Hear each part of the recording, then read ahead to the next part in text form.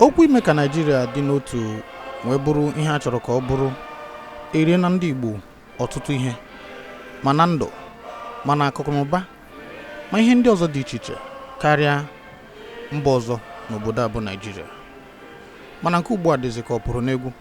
Mmiri a na-eru ugbu a anyị adị njikere. Ya bụ mmiri na-achụ izo.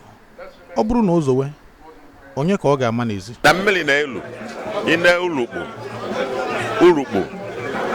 ulukpu na-elu mmiri na-elu mana kedu ihe eji eche na mmiri ọ dịghị onye ọbụla nọ na nke onye ọbụla na-achọ nke ga-aba na-abịa. Onye ka ọ ga-ejide na-adịghị nkwadebe. Ọtụtụ ndị mmadụ ekwuo n'okwu ma ndị ọha na eze ma ndị World Igbo Congress ma ọtụtụ ndị isi ndị Igbo dị iche iche ekwuo n'okwu ma wepụtasị na egwu dịkwa na ọ dawakwa ka ọ na-adawa. Ya bụ na anyị kwesịrị ihe asaa n'anya ka ewezuga anya nwee ịbụ ọkụkọ ma ọ bụ enwe eji achụ aja mgbe ọbụla a chọrọ ime ka Nigeria dị n'otu. Isi ụbụba anyị na-akpa n'ụbọchị tata bụ itinye anya n'ọnụ na ụfọdụ etu ndị isi anyị si na-atinye abụ ihe ọnụ. Ka anyị gaa n'ihu. Ndị Igbo ekene m unu. Igbo abụ Igbo, ndị nọ in the diaspora na ndị Igbo nọ n'ụlọ, ana m ewetala unu ozi ekene. Ọ bụ mụnwa Prọfesọ Anthony Ejiofor bụ onye isi oche ndị World Igbo Congress na-eweta ozi a n'ihi na ife ka nte abakwutego nte n'ọnụ n'ife gbasa ndị Igbo. Ya bụ ozi si n'aka onye isi ndị World Igbo Congress bụ Prọfesọ Ejiofor ka anyị ji amalite ụbọbọ nke ụbọchị tata. Ihe anyị chọrọ itinye ọnụ n'ime bụ okwu ahụ o kwuru n'ọnọdụ ndị Igbo adịghịzikwa etu o kwesịrị ịdị, mana ọ ga-abụ ahọchi Igbo ahụ arịa họwa onwe ha. Ọ bụrụ na ịtọ ntị na ị ga-anụ ụra dandata. O nwere otu a na-akpọ Miyetti Allah Cattle Breeders Association of Nigeria, MACBAN. Na 2008 o nwere ebe akwu oge ba na-asụ ndị mmadụ akwụ na Plateau, but they say the attacks on some communities in Plateau State is an act of retaliation over the killing of 300 cows belonging to our members. Ya ndị be anyị fa na-egosi bụ na value of evi kale value mmadụ wa na-ebuzi anyị ka o si wee sọfa.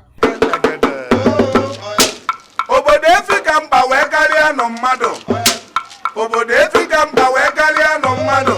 Egbe eji eche efi nche gakwa nke eji eche mmadụ nche ị na-agbakọnụ. Obodo enwelu Operation Crocodile Smile. Ife niile na-ada anụ. Obodo enwelu Operation Python Dance. Ekweke. Obodo enwelu Operation Cat Race. Na-adịkwa egwu. Lassa fever na-agagharị n'obodo. Ngwa na-egbe monkey pox. Ya bụ ofu efi a ka a chịkwa achịdata be anyị onweze ka isi wee nyubie enya efi anya iwu na aya egbu gị. N'ofu aka a o nwekwa otukpo onwefa Fulani Nationality Movement na nke ịchafụ ya Funan. O nwe ebe akwụ January 13, 2018 ka ngụpụtakwala unu ya. Nothing will be left behind from the east, west, and middle belt except those who accept the creation of Allah and the leadership placed on Fulani in fulfilling this destiny. Inshallah, we shall take this battle across the sea, on the land, in the air, on the mountains, in every territory currently occupied by the Kafiris. This is our position. This is our destiny. Ndị be anyị fa na-agwa unu bụ n'ọfa anwe obodo. Ndị Fulani n'ọfa anwe obodo. Na fa nọ n'elu jihad. Na fa nọ n'elu total Islamization of Nigeria. Ma nke bụ nkefa ma nke na-abụrụ nkefa na fa nọ na total Islamization. Ọ ife a na-ekwu ife a. Ihe Agbakwuke community dị n'Enugu steeti. Kamgbe a maara ihe ndị Fulani bi n'ugwu a n'ime ọhịa, enwe onye na-enye ha nsogbu, enweghị onye ha na-enye nsogbu. Mana kamgbe anyị jiziri nụọ akụkọ na ha na-ebu egbe AK-47 na-akpagharị n'obodo ka anyị ji mara na Hausa abata ọka. Ya mere na ọgụ adaana dịka ndị Oriental kwuru, o ruo na mgbe onye ọbụla ga-azọwa isi onwe ya. Ndị be anyị ọkwa osisi ka ha uchi mma kwụli ya n'ukwu ya na-asị na ya egbute ọkwụlụ ofu ebe. Ndị be anyị onye ndị ilo gbaa gburugburu ọ na-eche ndụ ya nche mgbe niile ya na agwa abakwutego anya ụlọ. President Muhammadu Buhari nke ndị Nigeria wee kwue n'onwe ife a na-akpọ Ruga Fulani Settlement Project ya ndị a na-achị efi abịaza na be unu anala unu ani 30,000 square miles na village unu anọdụ ebe alụfa ifefe akpọ settlement a ga-enwe vigilante nke fakwulu okwu ya mbọsị a ndị be anyị ma n'ụwa niile ebe niile a na-achị efi a na-enwe ranch. Anyị nwebu ranch n'obodo ọ ka dịkwu nya nke ndị a bụ na a ga-abịazi nalụga anị gị kponye ndị ji egbe AK-47 ka fabile ebe afọ imeghalizia agbalị ịtọgbọ. Mekatazie Buhari wee sị na anya bụ project na-asuspend enya nya bụ ife asuspend bụ maka na ndị mmadụ tibe etibe maba anyị ncha niile na na-eti ka ife dị etu a ga-esi wee na-aga.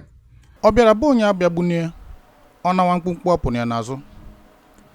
Anyị na ndị Fulani ebiena kamgbe mbụ mmadụ ebe ha bi na ala Igbo niile ha nọ n'ebe ahụ mụọ ụmụ ndị mụtara ụmụ enweghị onye na-anaghị afọ enweghị onye na-anaghị kọbọ enweghị onye na-enye ha nsogbu enwekwana onye ha na-enye nsogbu mana ọ dị m ka ya bụ ekwemaka agafewe gị ikpere aka nke mere na enweona ka onye nwebe ga-ama ya mere na a ga-akpagharị ha bụ ihe akpagharị ọnya ka anyị dị si ihe ọbụla a na-arụ ha rụga ya na ana nke ha hapụrụ anyị nke anyị maka na anyị maara na ha nwere mbosoro ana karịa ana Igbo niile gbaa gburugburu ya bụ ọ bụrụ na isiokwu bụ ana ha nwere ana nke m bụ nke m nke anyị bụ nke anyị. Mana ndị be anyị onwe nwoke a na-akpọ Abdul Aziz Suleiman bụ onye na-ekwupụtalụ ndị Coalition of Northern Groups okwu o nwee ebe fazili ozi si Buhari nye 30 days afọ 30 ka o wee cheghalịa n'ihe okwu ya suspend ya na fa wee kwenyere na ya suspension ya na ọ bụ na 30 days aga na the 36 states ọ bụ na ekwugharịlụrụ ife onye efu ya welu ndị Igbo niile ndị South niile nọ n'ugwu Hausa ife unufu unu ewelu ya ndị be anyị olukwanụ anyị agha echekwanụ kpala okpoko gbo nọ ntị chilie. Nwazọ ọbụla na-agba egwu n'ogologo ụzọ nwere nke na-akụrụ ya egwu n'ime ọhịa. Ekwesịrị ikwụsị na ọ bụrụ na nwata bunye nna enu na ngwongwo ga-anyochi anya mana ka ekwenụ mgbe ọ bụ na nwoke ziri nwa ya oshi oru ebe ahụ ọ ga-eji ụkwụ gbawa ụzọ. A wee na-asị total Islamization a ọ ga-ekwe omume mbanụ anyị bụ ndị Igbo jụrụ ajụ anyị bụ ndị Christians anyị bụ ndị na-eso Kraịst ndụ anyị abụrụ ndụ ikposi na ana ya na ife anyị na-ekwu bụ na ọsa gwara ụmụ ya na ọsa na akwụ ada achakwa na mkpụ ana ifuru akwụ cha na mkpụ ana ma akwa na nsogbu ode ya na suspend emin reform na ọka wee wụsa ọwala.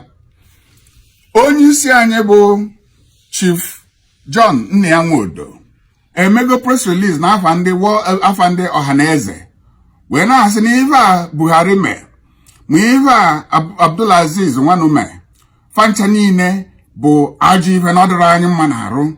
Ọ sịkwa sị onye ọbụla chekwa onwe ya obodo ọbụla town union ọbụla ndị be anyị niile individuals dị na nkwadebe anyị ezitela ụlọ ozi anyị wee na-asị ọhaneze daalụ mana ọ nwekwa ndị na-ejela anyị ozi n'ụzọ pụrụ iche anyị na-agbakwunye bụ ife n'ụzọ pụrụ iche maka anyị agha agbazi ọsọ ya bụ ọgụ abakwutego anyị ime ụlọ ya na ọ bụrụzi ọgụ nne na-agbalụ nwa ndị na-eje nya bụ ozi rikwa nne ndị World Igbo Congress ndị ọhaneze ndị LNC ndị IPOB ndị ekwenche ndị ADF ndị Global Igbo Alliance fanchas eje ozi na ife anyị na-ekwu ma ndị town unions niile ife anyị na-ekwu bụ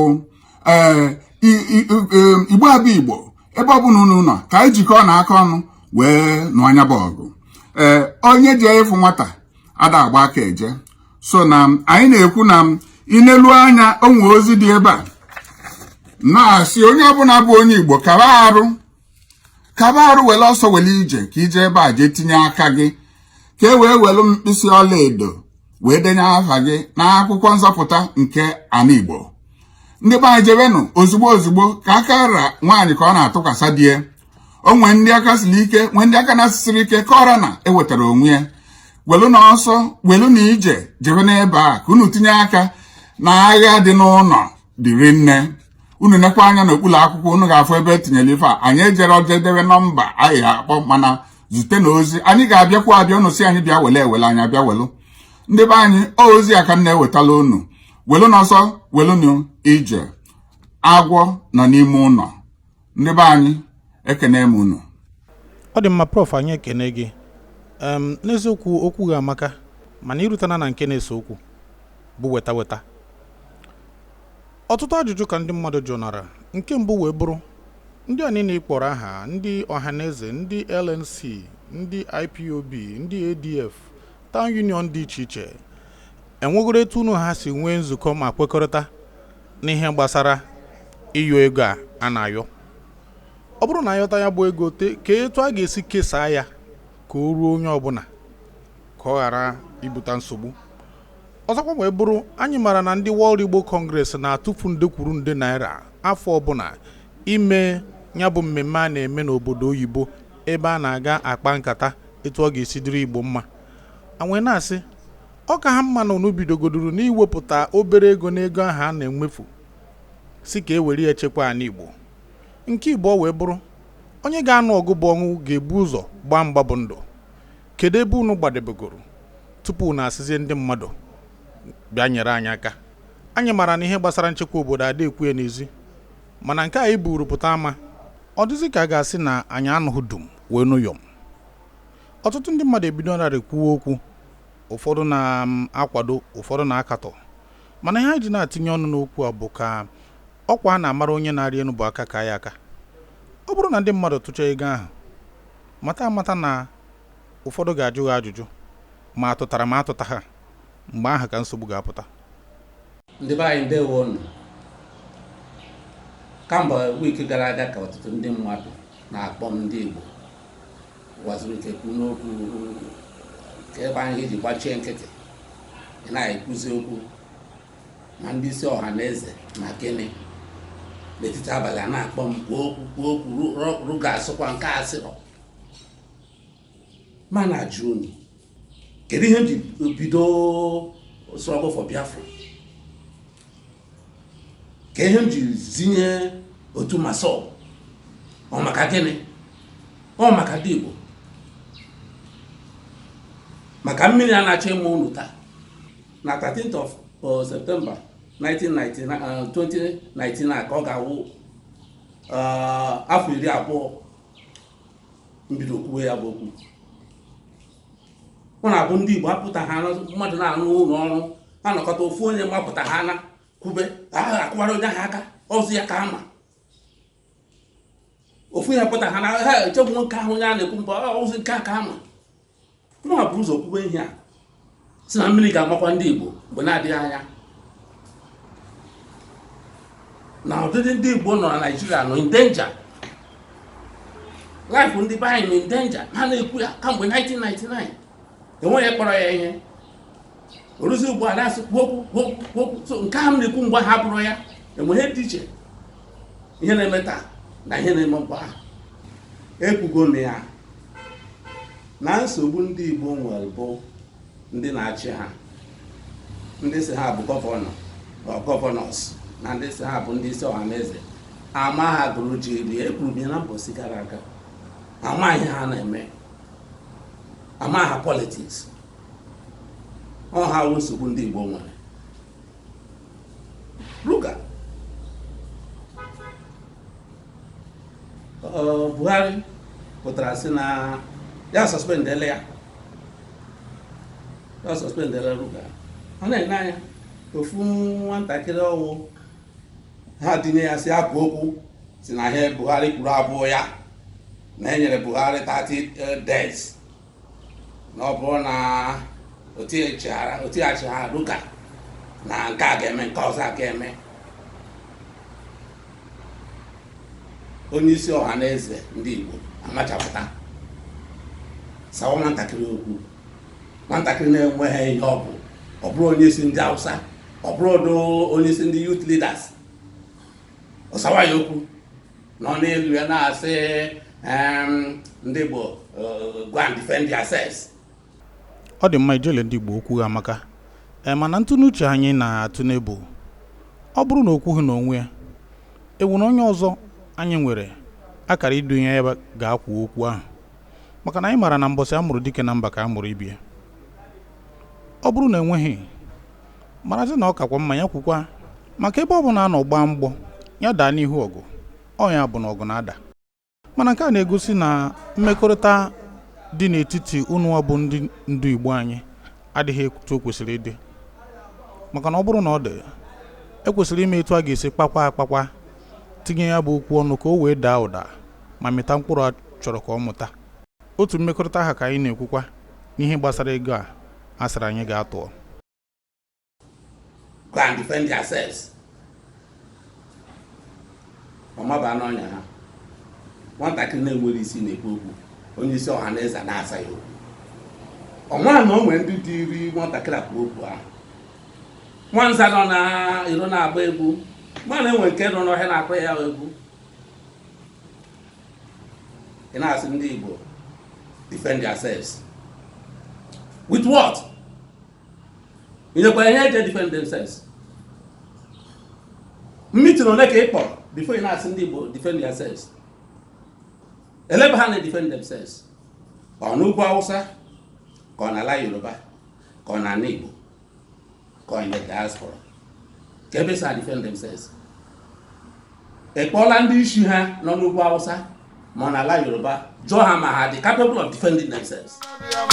Ebe isi mmiri na-akpa mmiri onye eze na isi mmiri na-akpa mmiri ihe ndị onye isi a na onye ugwu ịma na ode akwụkwọ bụ onye ugwu onye isi ndị amị onye ugwu onye isi ndị polisi bụ onye ugwu kọstọm onye ugwu INEC onye ugwu imigreshọn onye ugwu wayeki onye ugwu jambụ onye ugwu nwanne na ọdịkwa egwu chairman NNPC makwana onye ugwu ife niile a na nọ n'ugwu eziokwu ka unu kwuru maka na anyị mara na ihe ọbụla gbasara nchekwa obodo anyị bụ Naịjirịa dị n'aka otu mpaghara nke obodo anyị ya mere o ji dị mkpa na anyị ga-anọ sụsọ agha uche maka na anyị mara na ọ bụrụ na anyị gawa ya etu o si na-adị ọtụtụ ndị mmadụ n'obi ọ daa ka mgbe a na-anụ ọgụ ụfọdụ na-asị ojukwunye anyị egbe ojukwunye anyị egbe dịkwa n'ebe ya mere agha uche ka anyị na-ekwu maka ya onye eze na onwerokwa ife mkpụrụ do biko na onye kwuru okwu anọ Japan do onye eze onye kwuru okwu anọ Japan do ya ndị ya emegide gị ibe eji ekwu ịnụ nwaanyị tinyekwuwa ego Anọ n'elu ya kịta onye nke nọ Amerịka si ya bụ onye isi World Igbo Congress ọsị ya prọfesọ Anthony Ejiofor ọsị ya bụ gịnị epọpụta na telivishọn na ịntanetị ji akaụntụ nọmbas n'aka ndị Igbo ga-akwụnye nwere ụgwọ agwọ nọ n'akịrịka ọ ka esi eme ihe tinye were ego iji eme gịnị ị chọrọ iji the crisis were nweta ego ugbu a ọ gwọla ihe iji akpa ego ndị Igbo ga-emepe nyewe ego na akaụntụ agwọ nọ n'akịrịka kedu agwọ nọ n'akịrịka ahụ ọhaneze nọ onye isi ọhaneze akpọrọ meeting ọsị ndị Igbo go and defend themselves onye nke bụta akaụntụ namba ndị Igbo ga-akwụnye na ego na akaụntụ ọka ndị ọzọ si na-eme ihe the whole service chiefs bụ ndị Fulani the whole service chiefs bụ ndị Fulani esi ndị Igbo go and defend themselves with what? Ọ bụrụ na ndị Igbo kpekọrọta na ndị Igbo ga-defend themselves ọ bụ otu aka ga-esi ekwu ya na pages of the internet ọ jesi na ndị na-achị ndị Igbo ama agụrụ jiri ya ọ otu aka ndị Hausa ji na-eme ka ha ka otu ndị Yoruba ji na-eme ka ha go and defend themselves n'aka Buhari commander in chief were the entire service chiefs n'aka ndị Fulani ụmụnne ya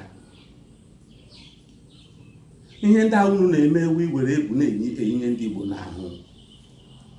Otu aka unu megidere mbọ afọ ole gara aga ndị Hausa youths apụtasị na ndị Igbo na-enyere ha 3 months to leave the north. Onye ọbụla na-agbagharị na-apanikwu, ụmụaka ụmụ nwaanyị kwụrụ ụmụ ha n'azụ a na-agbagharị, chikwa ọsọ na-agbagharị. Ọmụnwa gara n'Ariwa house with my friend Al Mustafa, kpọkọ ndị Hausa niile, ndị isi ndị Hausa niile, si biko unu jiri nwayọ maka ha ga-emeghe n'otu adịba anyị bifo ha na-alụta ala Igbo amụchi half of them anwụọla. Onye ọbụla bara uru n'obodo, ya mere onye mara nke ọ ga-eme ya bịa, maka na ya bụ Hausa bata n'Ọka. Okwu anyị na-ekwu wee bụrụ na ọ bụrụ na unu bụ ndị isi Igbo tikọ ọnụ kpaa ya bụ ihe akpa, ọ ga-aka mma anyị amara ndị anyị na-eso n'azụ ma ọ bụ onye anyị na-eso n'azụ. Mana ọ bụrụ nke etu a unu na-agbasa, onye a na-ekwu n'ugwu, onye a na-ekwu na ndịda, matanụ na ndị unu na-achị bụ ndị Igbo. Ndị Igbo iso mmadụ adịghịkwa fecha. Do biko anyị ga-apịachi ọnọdụ a site n'ịkpọbata ọkwa dịka Igbo ukwu ka ọ tinye ọnụ na ya bụ okwu. Maka na dịka anyị maara, do biko ọ bụrụ na akwagide mmadụ o nwere ebe ọ ga-aba akwaruo onye aha sị mba adị ndụ eme gịnị.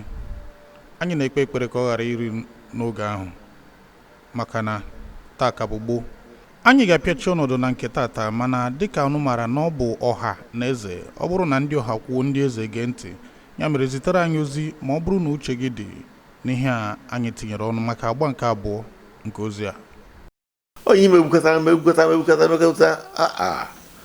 ọ bụghị na ụmụaka ibi mma ikere o wee too ya adị ọrụ oke eji ndụ eme gịnị. Eji ndụ eme gịnị bụ na onye dị ndụ enweghị ugwu, anaghị akwanyere ugwu. Ọ dịghị mma. Ndị be anyị oge a na-eme ohu, ọha bụ na si na ụgbọ mmiri makpuo mmiri maka na agbara ha ohu. Ụdị ndị ha bụ ụdị ndị be anyị. Ya kpatara onye abụ ọ bụrụ na Buhari chicha emebenaghị anyị ife a na-eme anyị, marakwa na okwu enweghị isi na ya emekọta anya pụọ bụrụ Biafra nwanụ. Mana ọ bụrụ etu ife si kwụrụ kịta, enweghị ike ime idozi Naijiria restructure, mee ka iwu na-achị, mee ka a ghara ị na-emegbu mmadụ. Ọ ka anyị mma ịnọ na Naijiria. O nweghị ife ọzọ, ọ bụrụ nnukwu afịa anyị nwere na Naijiria. Ugwumba bụ